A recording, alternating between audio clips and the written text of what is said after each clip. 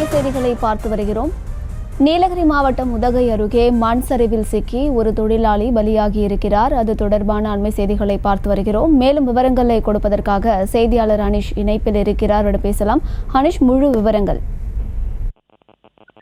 அம்ருத், வணக்கம். நீலகிரி மாவட்டம் உதகை அருகே இருக்கக்கூடிய மரவியல் பூங்கா அருகே இருக்கக்கூடிய குடியிருப்பு பகுதியில் காலை கட்டுமான பணியானது நடைபெற்றுக் கொண்டிருந்தது. ஒரு புறமானது தடுப்பு சுவரானது ரிவிட்மெண்ட் என்று சொல்லக்கூடிய ரிவிட்மெண்ட் ஒரு புறம் அமைக்கப்பட்டு மறுபுறம் அமைக்கும் பணியில் 4 தொழிலாளர்கள் ஈடுபட்டிருந்தனர். அந்த சமயத்தில் மண் சரிவு ஏற்பட்டு 2 தொழிலாளர்கள், அதாவது வடமாநிலத்தைச் சேர்ந்த ஜகீர் மற்றும் ரிஸ்வான் என்கிற 2 வடமாநில தொழிலாளர்கள் மண்ணுக்குள் புதைந்தனர்.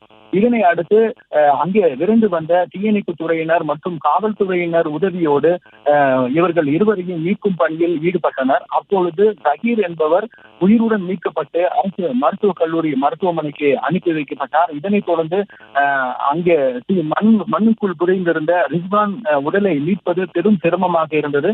ஏனென்றால் அவர் முழுவதுமாக மண்ணுக்குள் புதைந்திருந்திருந்தார். மேலும் அவருடைய தலை சிறிது தெரிந்தவுடன் அவருக்கு சிறிது உயிர் இருக்கிறது என்று கூறி அதாவது தீயணைப்பு துறையினர் உடனடியாக அவருக்கு ஆக்சிஜன் மட்டும் வழங்கி அவரை மீட்கும் பணியில் ஈடுபட்டனர். கிட்டத்தட்ட அரை மணி நேர போராட்டத்திற்கு பிறகு அவரை மீட்டு உதகை அரசு மருத்துவக் கல்லூரி மருத்துவமனைக்கு அனுப்பி வைத்தனர். ஆனால் மருத்துவமனையில் அவரை சோதித்து பார்த்த மருத்துவர்கள் தற்பொழுது ரிஸ்வான் மட்டும் உயிரிழந்துள்ளார் என தெரிவித்துள்ளனர். இந்த சம்பவமானது உதகையில் பெரும் சோகத்தை ஏற்படுத்தியுள்ளது. அம்ருத், விவரங்களை வழங்கியமைக்கு நன்றி அனிஷ். செய்திகளை உடனுக்குடனும் துல்லியமாகவும் தெரிந்து கொள்ள சப்ஸ்கிரைப் பண்ணுங்க.